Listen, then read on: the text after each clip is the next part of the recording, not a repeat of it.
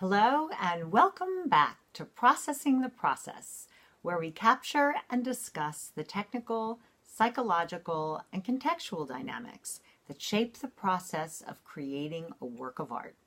Week by week, moment by moment, we're following Allie K. Dakers, teacher, actor, director, and producer, as she shapes the development of her innovative middle school drama club program and guides her students' idiosyncratic artistic journeys. And today we will be focusing on the April 3rd Drama Club meeting as well as the April 5th and April 9th activity period conferences. So beginning with the April 3rd meeting, there was low attendance, but that was expected because the state tests were administered that day. Mm-hmm. So you still had a nice number of kids, just not the enormous number that usually attend. And Allie decided to take advantage of the smaller group setting to introduce an integral element of her yoga practice, which is meditation.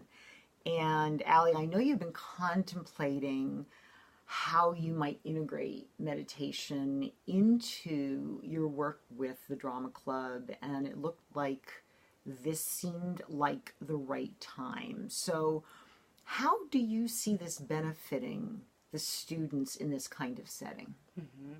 I've been integrating meditation in one way or another for a number of years. It's only been more recently, since I've become a yoga teacher, deep in my own practice, that I can kind of, I found it to be a lot more useful because I have just a lot more experience, different methods, things like that. What I did with the kids this time was we did a 2-minute meditation, which is just some music, and it does not need to be very long. These are not deep. We're not reaching samadhi here. We're just separating ourselves from where we were to where we are now. So creating that boundary of working space. Right. Decompressing, especially on the state test day. These kids had their state test and then had the rest of their day surrounding that seated experience for a couple of hours. So it was a stressful, very taxing day. And it also allows them to kind of be more plugged into their internal experience, and collective consciousness is a beautiful thing. Right. When we're all kind of tapping into that place together, it helps us to bond a little bit more and be ready to work as a unit. Before we actually sat down for that meditation, in the past I've had kids just like find a spot in the theater, lie down, whatever, and I do that too sometimes. This time was a little different. It was the first time I've done it with this group. It will become more of a regular part of our beginning warm-up as we move into working more rigorously, quite frankly, having to maintain focus, having longer rehearsals as we move forward.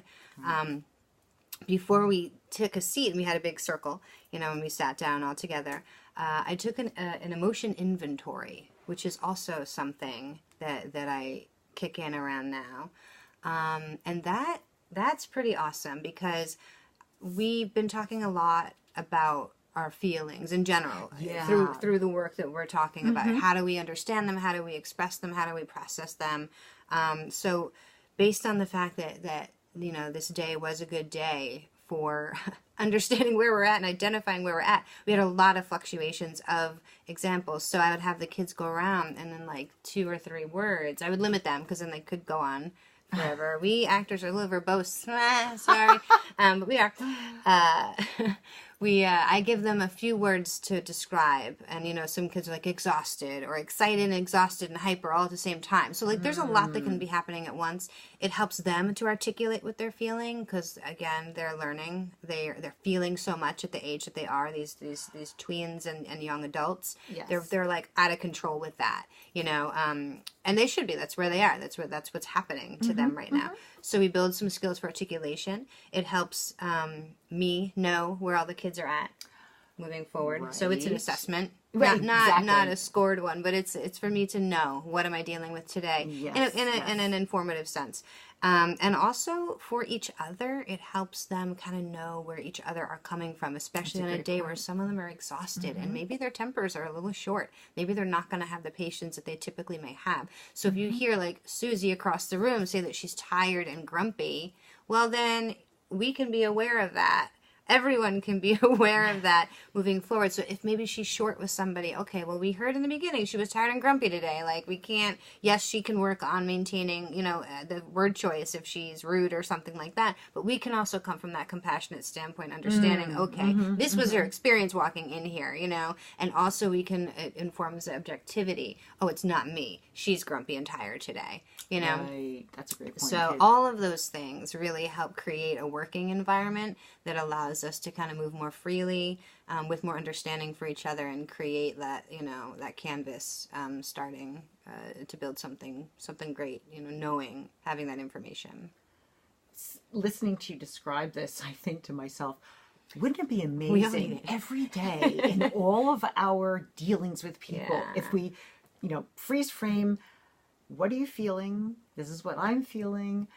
Taking inventory, seeing where we're at, understanding the context, and then moving forward. Can you imagine? If we all had that opportunity. Exactly. So then once we identify where we're at, we know we have to work today. We know there's expectations on the day. So I talk to them, well, if we're very low, what can we do? As we are in our meditation, we're going to breathe deeply. We're going to have an intention of building a little energy, building a little positivity. And if we're like overtired or even if we're just super hyper, how can we kind of bring that energy down, not diminish, but focus it in so that it becomes useful for us. So so all of these, it becomes about the meditation aspect comes about separating yourself from where we were to where we are now, but also learning how to channel the energy so it becomes useful for us.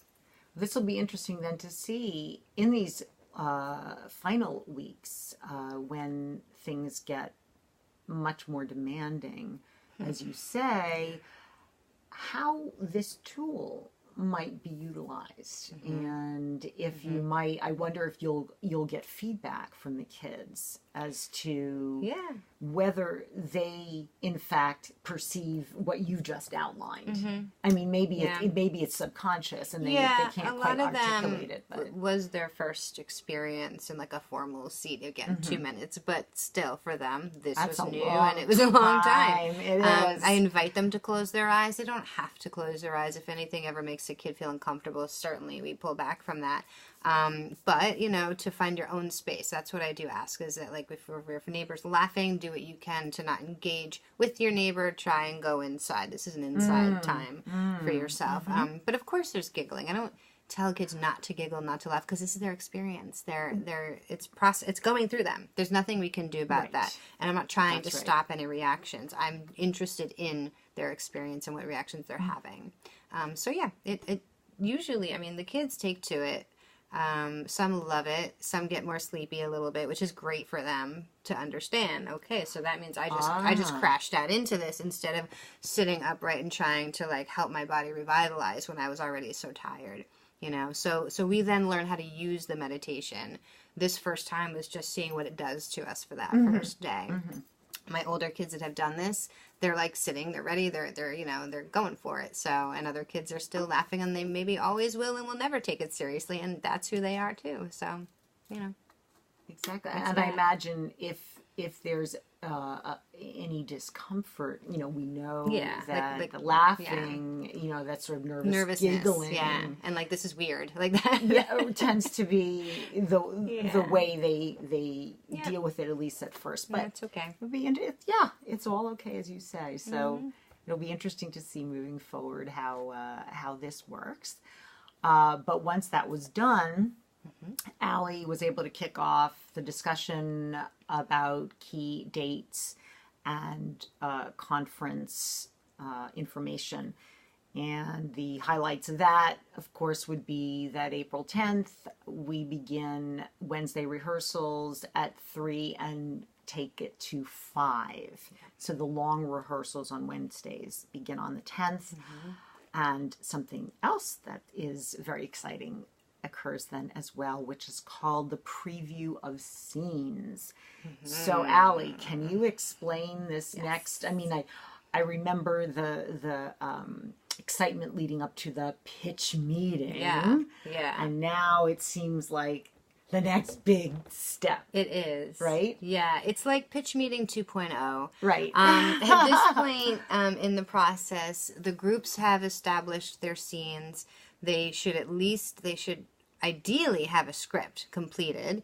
Not that every group will. Some group they'll be in all different stages of that, but a story arc has to be completed. This is kind of where we decide, are we moving forward with the scene? Are we not moving forward with the scene? Is it going to be viable? We get a little feedback, like when we did our analyze, compliment, critique, right? Oh, yes. We go through that process.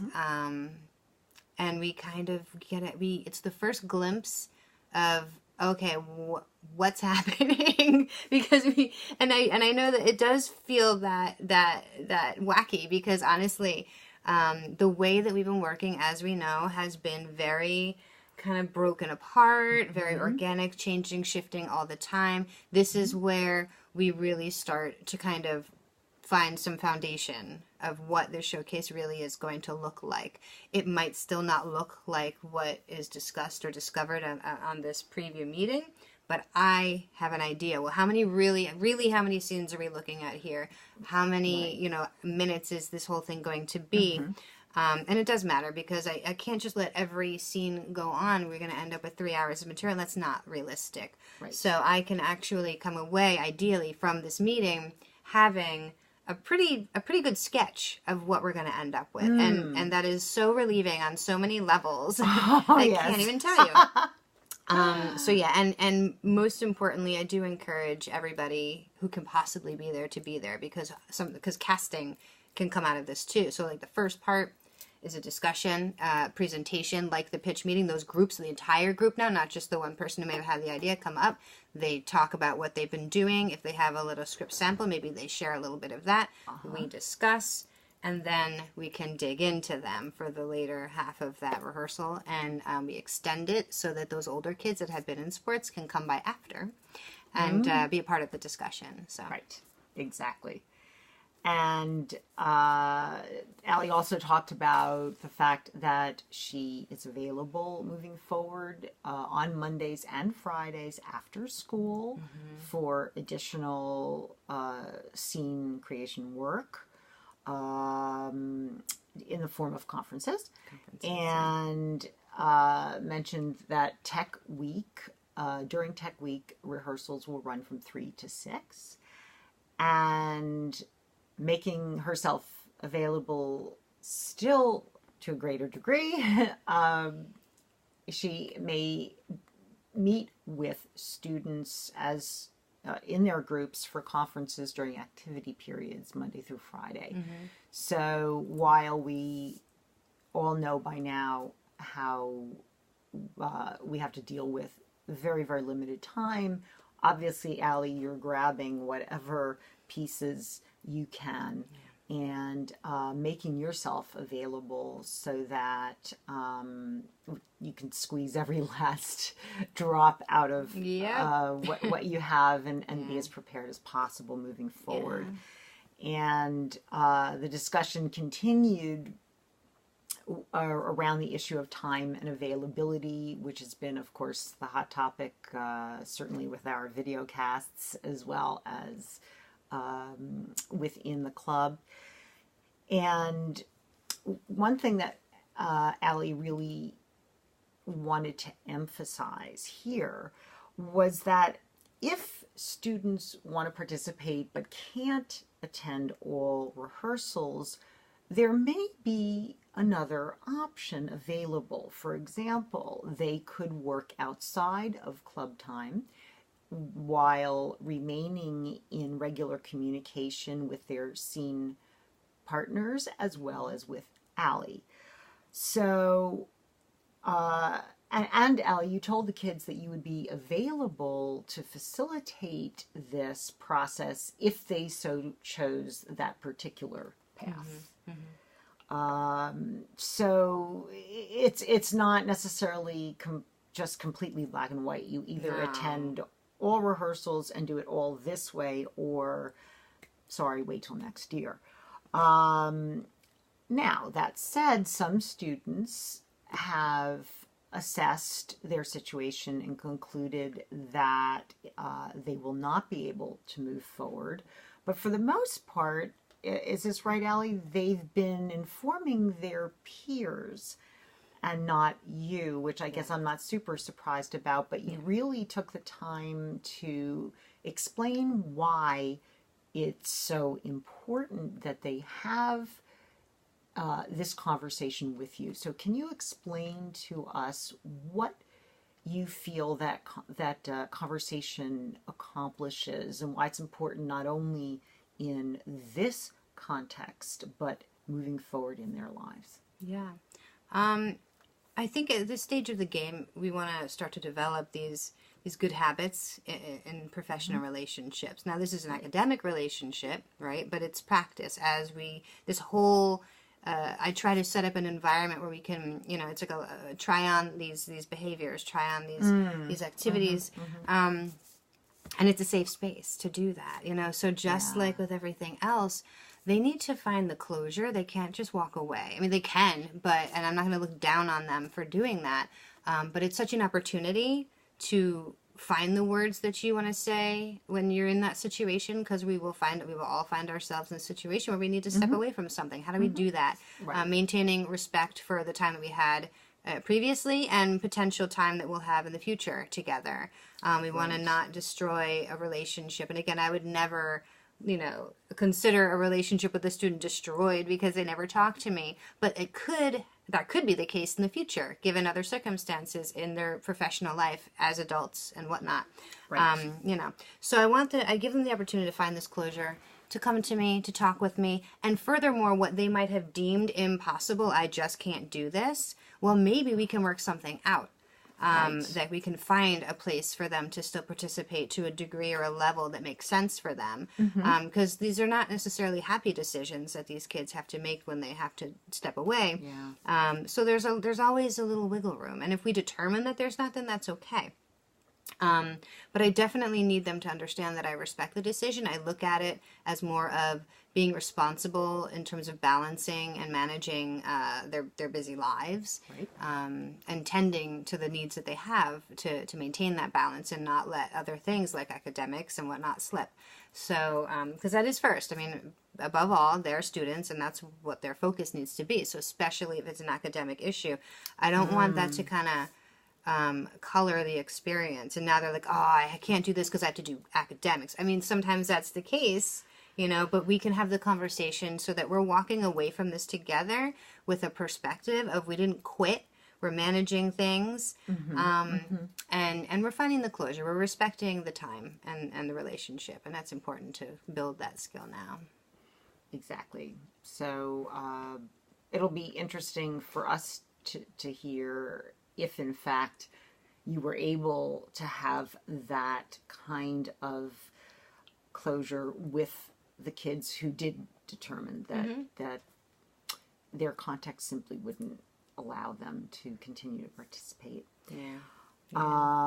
Now, as planned, Allie decided to clarify for the entire group when they were together the role of the groups in the playwriting process, because you may recall there were a couple of kids that came to your attention who clearly didn't understand these dynamics. And so I know, Allie, you wanted to just be sure that everybody was clear that the groups exist to create the scenes that either some or all of the club members will be performing in. So did they seem to understand a little bit better when you explained it this time? Yeah, they did. I definitely was able to kind of connect with those who I really thought were struggling to grasp that, or kind of felt that they were floating a little bit and not sure what group they were in, or maybe they, were not really sure how it would play out, or they were still confused, like, well, we only have 2 people, how can we write a scene? So I would clarify with those particular groups that I knew needed it, but I did make it as a full cast announcement, so everyone was on the same page, everyone heard the same thing. Yes. And I can relate back to the discussion if ever needed. So I think we're on the same page now. So that's good. Yay. Well, that is a good way to segue into the playwriting segment of this particular meeting. And of course, they broke out into groups. And once again, Allie, if you could summarize for us the key elements of each group, so we through Videocast are tracking the arcs of all of them, even the demise of some, and the perhaps rebirth of others. So if you can bring us up to date with that, Sure. that would be helpful. Sure. So we have our game show scene, which are a couple of 3 girls working together. I met with them first. These were the girls who kept having to leave early, not of their own fault. I was like, oh no. So I was like, don't go anywhere. You're first. And I immediately started working with them. Right. They do have a solid arc, which is great. Their story is about young people watching TV and something spills on a remote control, and it's a game show that they watch often. But something spills on a remote control, a portal opens, they get sucked into it, and all of a sudden they are now the contestants on the show. All the other opponents and the host are robot characters, and what's at stake here is that if they lose, they then become the next robots. They'll be turned into robots and have to compete against the next humans that get sucked into that technology. They have it currently as a remote, like I said, something spilling on a remote control or something like that. I try to, this is kind of where I step in, if you will. They do not have to take any of the suggestions. I try to open up the idea to kind of see how this relates on a larger scale, because as we've talked about, theater is a tool for a message about our lives, and it describes how we live and comments on how we live and what the state of our existence is, culturally, socially, environmentally, etc. So I had tried to say, wow, guys, that's really amazing. Imagine if it was one of these, like, the little, like, hey, so-and-so, like, turn on blah blah blah, and like the things we have in our house, etc., which I'm not a fan personally, but because it is true. It's like all of a sudden everything is just leading, our lives are led by technology to the point that we can get lost within it. It can become more important than those natural, actual face-to-face human relationships that really are what enrich our lives. So I was like, what if we have it be that? And they were like, well, I was like, they're like, we like the remote control spilling idea. I was like, okay, that's fine. I was like, percolate on that. Like, think about that. Maybe, maybe you'll end up liking it. And it's, again, not me trying to change their scene. It's me helping them or trying to encourage them to see that bigger societal comment that we can make here. It's not just like, oops, I spilled something. Like, I made a mistake and now this thing happens. It's more like this cultural element that's in so many homes now, interacting with us in ways that we don't necessarily completely understand as a culture, as individuals. What if that foils us in the end? What if this is literally what's sucking us in, and then we all turn into robots if we don't, make the right choices about what we're doing in that technological world? So I was like, this is a great idea. Personally, if they don't like it, if they don't want to use it, or they don't want to, steer their scene in a direction that isn't exactly how I describe it in that realm, that's up to them. That's me dealing with my own, having to be like, okay, my idea flew away. All right, bye. I need to be objective about that, just like they do. So I can encourage them to see these things. I'm not going to force them to change any of their ideas. But that was an interesting conversation to see how they would take to that. And in all honesty, like, something spilling on remote control is definitely, like, an 11-year-old concept, and it is very authentic. So I'm not looking to change the authenticity of what they have in mind. These are suggestions to open the mind and see bigger pictures and things like that. And if I may, given what you just said, perhaps in this specific context, they're attached to their remote control. Maybe. But I wonder in some bigger picture discussions that you have at some point during the year about, once again, the function of the theater from a cultural standpoint, and perhaps use this example of how you might transform a relatively, mundane sequence into something that has socio-political, cultural identification issues, and really help them to see how to broaden from that nugget, and perhaps they would really need that spelled out and to understand. It's not unsurprising that they didn't hit that first on their own. But again, if like you're saying, if I can show them the door on how do we broaden this, that's how I would do that for this particular scene. Right. But okay, what's next? Oh, Hunger Games. No group members attended, but that's okay. That's okay. They're way ahead of the game. They probably, poured their hearts into their state tests that day and needed some members were there, most were not, so it wasn't worth. They didn't meet that together. Those kids that were there sparsed out into different groups that day. And we have dead memes struggling. Yes, it's again a great idea. I had some high school mentors provide some structure this time.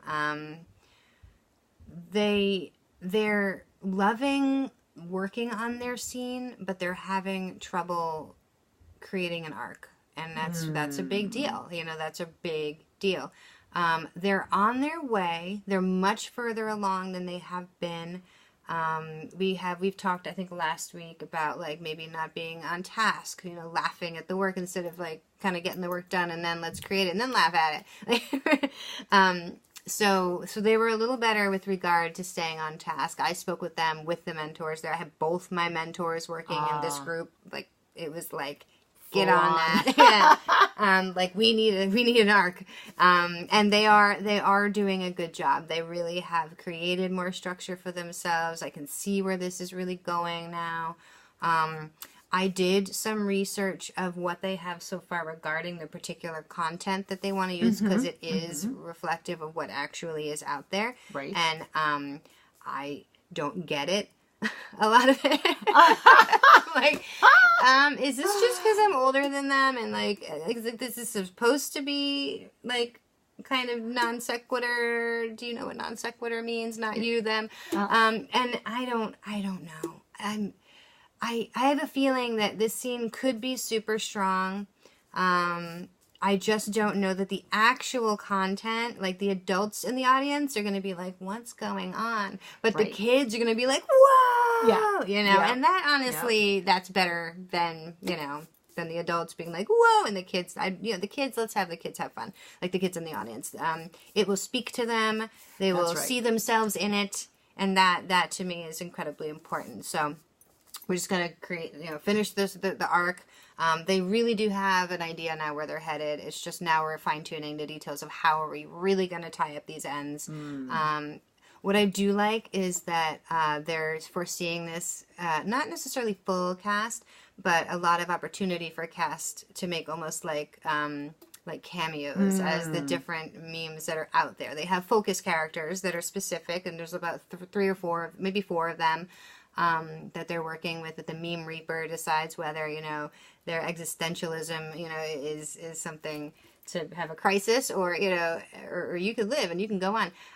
But the creators of the scene want to kind of have as many cast members make appearances as these different memes, as different almost like flyby characters, which should be a lot of fun. And as that develops, I'll be able to give a little more information on how, because they had a few different ideas. They need to make their decision now. Audition chorus line, which I actually learned is not chorus line. It's Annie, get your gun. Oh! So they have decided it actually is foreplay. Okay. Like, not chorus line. They're doing really well. They're totally set. I think they've already talked to friends about casting, and they kind of know, what path they're on. This is an interesting scene because it is like an audition. We have different groups coming forward, or different characters coming forward, auditioning for the role of Annie, or whatever the case may be, and Annie, get your gun.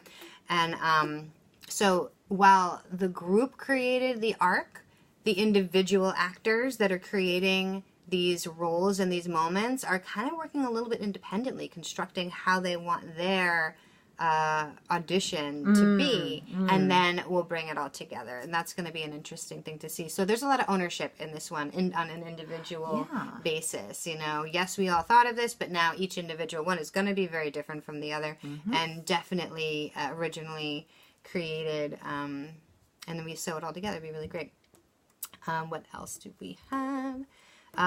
The opening scene that the two girls that were bopping around with the Annie, Adelaide, Matilda, they miraculously, and it's not out of, I guess it's not miraculously, and I'm not surprised, but after all that circling of all these different possible ideas and what can we do, we want to do something so bad, they actually come up with a pretty strong potential opening, like the opening, which is a big deal, I don't like to weigh one scene more importantly than another, but it also is like, if you can create something kind of special for the opening that gives a highlight of what the audience will be seeing, they managed to kind of do that in a really creative way, and it's almost like a mock drama club meeting that they came up with, almost like a behind the scenes, like peering behind the curtain, their vision is like the curtain will open, you'll see like the hustle and bustle of kids bopping around, and then like some kids will holler like a 5, 4, 3, 2, 1, and those like, oh, come on guys, let's go warm up, and they'll kind of like mock it all together as if it's a meeting, and that it's gonna be, the drama club experience, and we'll have some people, if they go with this, because again, it's not in stone, both girls love them, but they are like, what about this? Well, maybe this, and they have these two ideas they're not sure, and I was like, well, this all has to be proposed to the rest of the group anyway, because this is going to be a full cast opener if it flies, but the idea is to kind of have some people bust into the theater from the house, be like, what's all this racket, and like bring them up and teach them and kind of enlighten them to the experience, and then somehow the cast has to figure this out. How does that then roll into the showcase that they've created, which I honestly thought was pretty fantastic. And I'm looking forward to them presenting that at their preview meeting and seeing how the rest of the cast takes it. Because if they do take it, I think that'd be really, really sweet and really lovely, and kind of give everybody an opportunity to literally showcase what they do and what they have been doing, and then the product of that work. So I think it could be really clever and taken well, and I don't know, I'm looking forward to it. I hope it flies. Cringe comedy. The boys are having trouble finding time to commit. So I don't know. We'll see. We'll see if that one makes it. Not looking good. Now. Not looking good for cringe comedy. But we'll see. We'll see. Two of the boys of that group were there, and they were the ones that expressed concern. They actually did not have... They usually have a sport after school. They did not have a sport that day, so they came to club, which I was really excited to see them, because they could have gone home, and they chose to come, which is great. I'm not surprised by these two individuals. So they're dedicated, and they were filled with concern and woe because they weren't sure. They were like, cringe comedy, we can't get the guys together. Like, they really are so busy, and like, we don't know if we're gonna be able to do it. Blah blah blah. But knowing who they were and the experiences I've had with them, they are veterans, they're dedicated, and they have skill, like really good, strong skills. and they're really good friends. They live very close to one another, like, you know, very, like, the same block or something like that. And I did propose to them, if you, knowing your history, that I know of them, if you want to create something small, there are a lot of really cool opportunities out there. We talked about like comedy duos, Abbott Costello, like all of these like physical comedies. One of the boys actually said, "Who's on first?" And I was like, "So glad you know that. Like, that's fantastic, you know." I was like, "Yay!" So they got excited. They're like, "We really can." I was like, "If you make it happen, you can," because I know, particularly one of them really helped us out last year in covering. He was almost like a swing. A swing is someone who can play any role that you need them to within a show. Last year during our tech, when we had some kids missing because there were competitions and things that they were going to, which are great, but again, during tech, rough. This particular kid, he just played all these parts and learned them quick and was there for each of them. And then when it came time when those people came back, he gracefully stepped back into his own roles and let the people, you know, do what they need to do with the ones that they originally were assigned. Right. So I also know that his heart is where, in a good place to and his intentions are kind of in line with our mission, if you will. And so, yeah, I offered that to them, and they got excited, because I was like, you guys can pull this off. Like, I know you can pull this off. If you want to do it, you can make this happen. Right. So they got excited about that. That's an example of me working with someone more independently, maybe during their lunch, which is the same as my lunch, working with them during that extra time in the afternoon before rehearsal would begin. And I think they can pull that off. I really do. And we had a new scene, which I'm not sure about yet. We had spoken of, you know, the relationship between those two girls that then eventually came up with the opening. They had been spinning their wheels so much together that I did separate them. They were totally fine. It wasn't like you can't work together. I was like, why don't we go over here? Why don't you go over there? Nonchalantly giving them a new experience. So one of them went with the audition group and is happy and doing her thing there. The other one ended up working with another older student on a new scene, and they kind of clicked. And I was like, I don't really know where this is going to go. It's about a grandma who is kind of like, you know, lightheartedly foiled a bunch of different times. Maybe she's taking things too literally, which we know is, I believe, it's actually like a little Amelia Bedelia story, which also is Amelia Bedelia. She takes things very literally, and funny things happen as a result of that. So I don't know what's going to happen with this. I don't know if, as long as it's not just like some old woman being abused, like I'd have to sort of monitor like the content specifically what's happening. But regardless, on this particular day, I didn't really care what was going to happen with it. I wanted to have these two girls working together in a functional working relationship, with ideas flowing and structure, you know, laying itself out. And I really wanted the younger student to experience that with this older student. And that was kind of more the goal of allowing this scene to be developed on this day. And it was really great to actually see that. They did a nice job so far. So we're going to see again at the preview if that actually has turned into anything that could be potentially viable.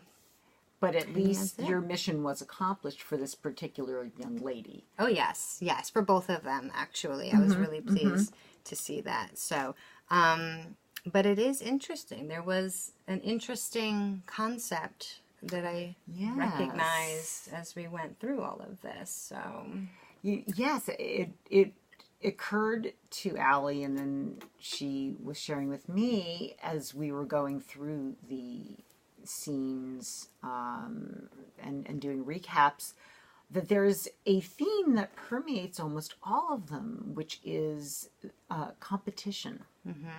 So I was wondering, Allie, do you have any idea why this might be happening, and how will you address that? Are there implications for perhaps merging scenes around this competition theme moving forward? You know, what are your thoughts about that? First of all, it was such a phenomenon that I was like, where these kids aren't taught. Like, this is actually one of the a year, in many years, most kids really are moving from scene to scene to write, and they're bouncing. This really was kind of like the writers stayed on this, the group stayed kind of, autonomous of each other. Like, they weren't really all blending very much. So I'm like, where did this come from? What is going on in their world, in our culture, in the society in which we're living right now, and their experience that almost every scene, it became a matter of life and death.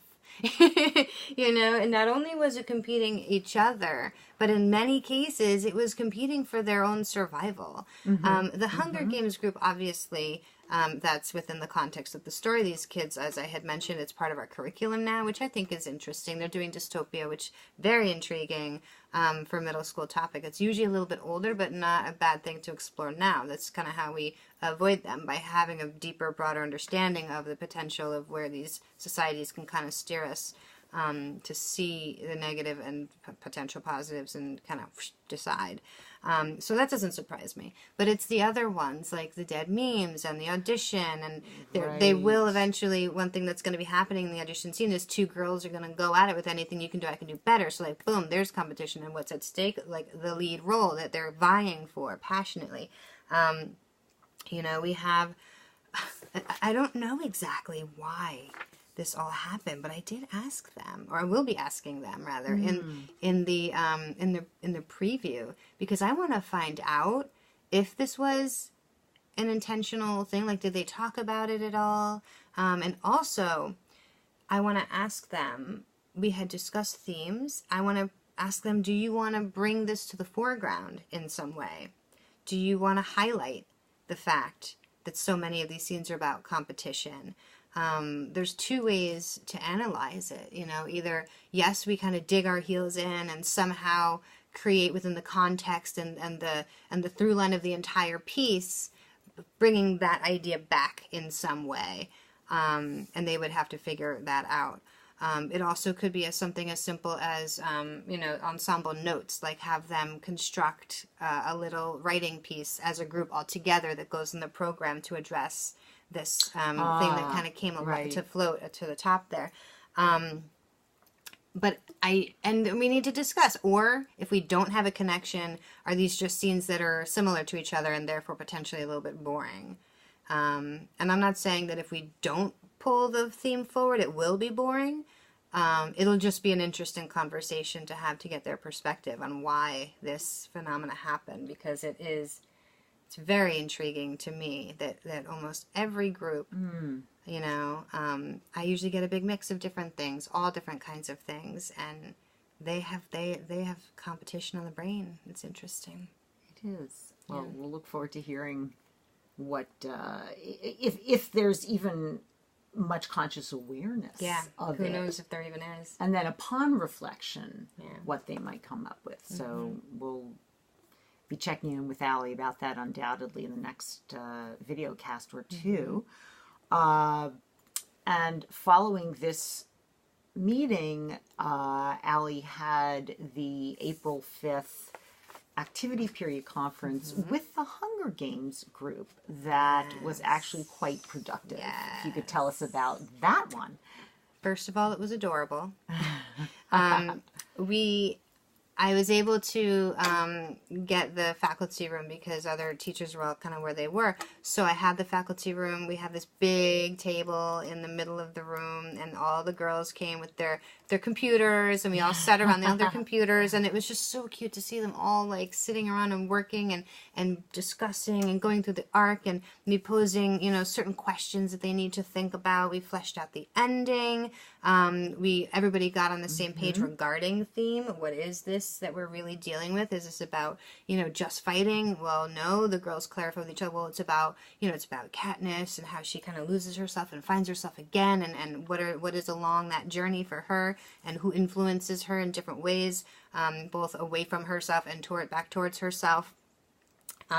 They were excited. I mean, it was only 20 minutes, but they banged out, in terms of clarity, such strong work in the way in which they asked each other questions, respectfully, listened to each other's answers, debated what might work, what might not work, tying things back together, saying, oh, no, that's a flaw. We can't do that because of this had happened then. Like analyzing their own work and really digging their heels into it and making some strong decisions that needed to be made. And then they went home and they finished it. They said, we were working on it for 4 hours. I was like, that's a long time. I hope it wasn't like straight through, but I think it was over the course of the weekend. And they just had huge accolades to this group for pulling it off. And it's strong, and there were no rabbit holes. The scenes were incredibly concise to the point that if we need to, we have wiggle room to actually expand a little bit, not add multiple scenes, but maybe they were so, I don't want to say bare bones because it wasn't enriched. It was still enriched. There was still emotion and, a strong characterization in these pieces, interesting choices.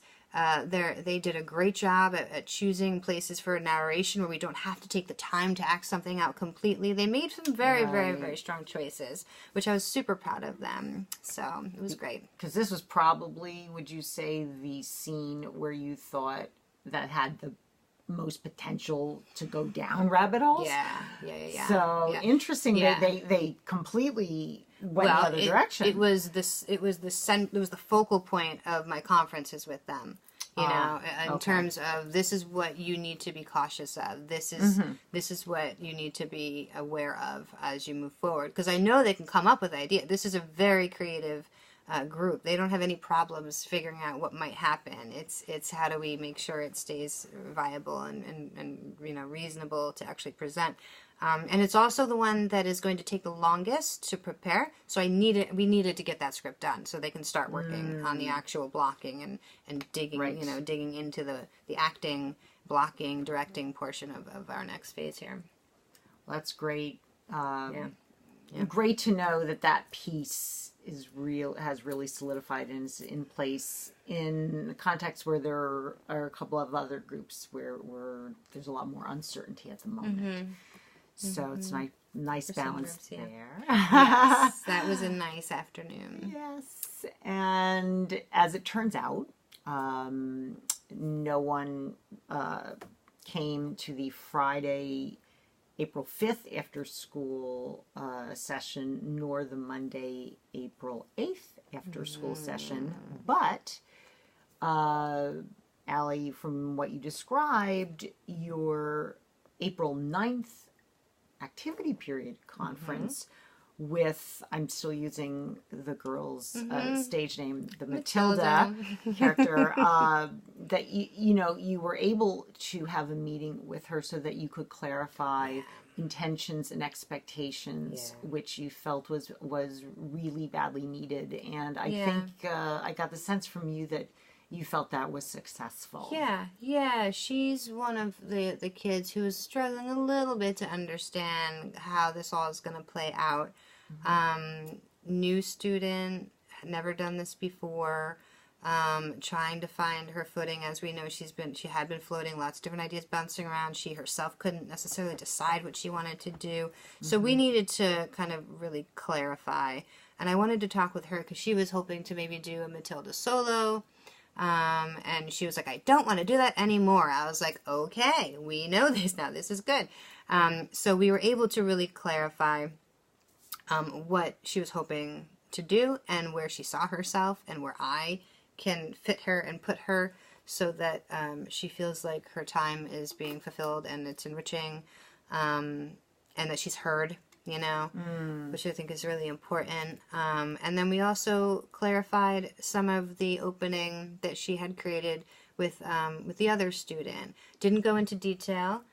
There was a lot I could be that part, I could be this part, I could be that. It was like, well, nothing is set in stone. At this particular scene, and like of all of them are really going to be full cast developed, so we can be proud that and have the expectation that you're going to be presenting this at the preview, and that's great. You and your friend are going to do that, but we can't we can't fall in love with any specific idea because it doesn't mean it's going to be exactly what you thought. We have to be open as we move forward, and just be ready and proud and confident. Exactly. When we're telling the rest of the kids this great idea that you came up with your friend. So, and that's the I think the message you've been repeatedly attempting to communicate to her. Yeah.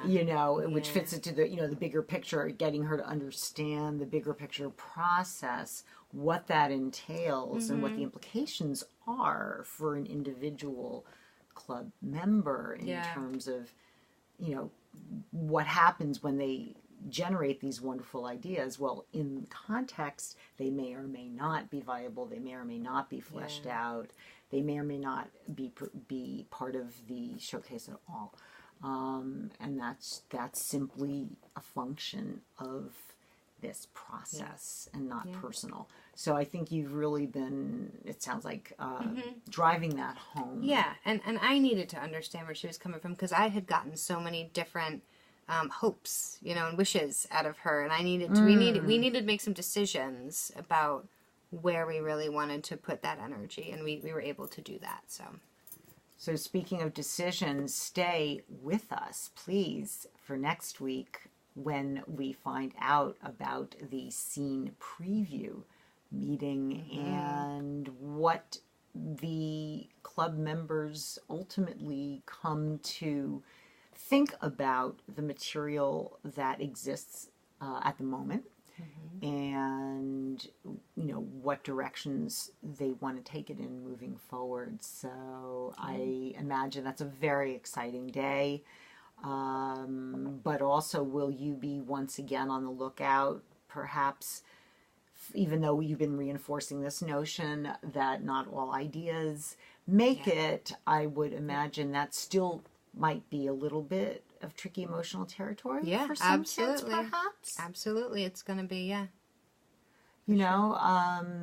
but we rest assured that Allie will be always attuned to that possibility and assessing, as you always do, to know when to then intervene and process what's going on. So we look forward to sharing that with you next time. Thank you for joining us. Thank you, Allie, as always. Thank you. And we'll see you next week. Bye-bye.